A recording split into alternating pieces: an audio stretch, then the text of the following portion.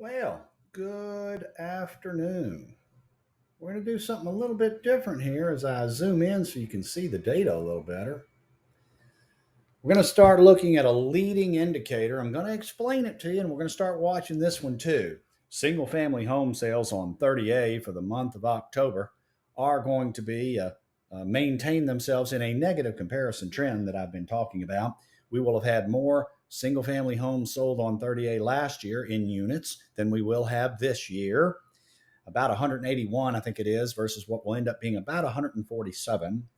The dollar amount's a little bit up in the air, but right now we're running at about $97 million in volume versus about 200 and, I think maybe 80 last year. And we're trending towards what might be a little under 200 million. I'm not sure. It does have some, a little bit of flexibility into it.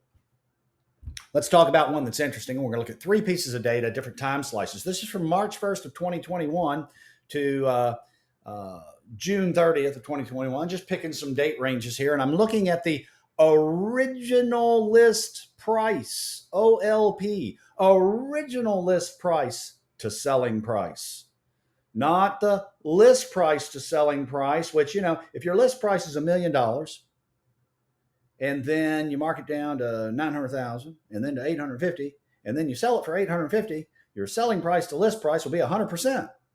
But your selling price to list price will be down some 15%, 85%. I look at sales price to original list price as a ratio. What does that tell me?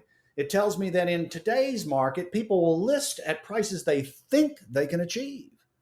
And as the market normalizes, they may achieve that price, or they may achieve something less than what their original aspiration was over the course of 30, 40, 60, 90, 100 days. They might mark the home down 3 or 4 times before they finally get an offer that might still even be below that list price. And so then we measure at the time of that closing the difference. So you see, in general, if you look at co-brokered activity, or any of these activities, 97.4%, 96.83%, 97.63%. Original list price, sales price, early in the year from March until the end of June. And then here I'm going to transition real quick from June till the end of September. A little bit of difference. 96.18, 97.84, 95.8.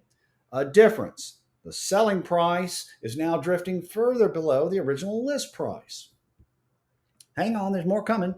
And here's the recent month of September, where we're at 95.3% on the sold volume, which I can explain what that is. And then of that sold volume, how much of it was listed and sold by the same person or the same agency, and how much was listed and sold by 2 different agencies. So you're seeing those numbers, the total sold, what was listed and sold by the same agency, what was co-brokered between 2 agencies.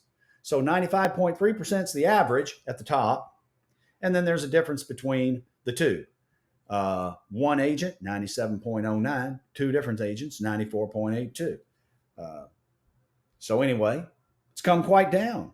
Selling price to original list price is now hovering around 95.3% from earlier in the year. We're at 97.4%. Then 97.44. And then we're 96.18. And then we were at 95.3. So the trend has been down in selling price to original list price. And so what that tells me, as homes come on the market, as a market normalizes, eventually new listings will reflect more what the selling price has been. And so people will start listing homes, presumably a little bit less of an aspirational price than they have been listing at them at heretofore. And as they start to sell closer to those list prices, this statistic will then start to rise, presumably.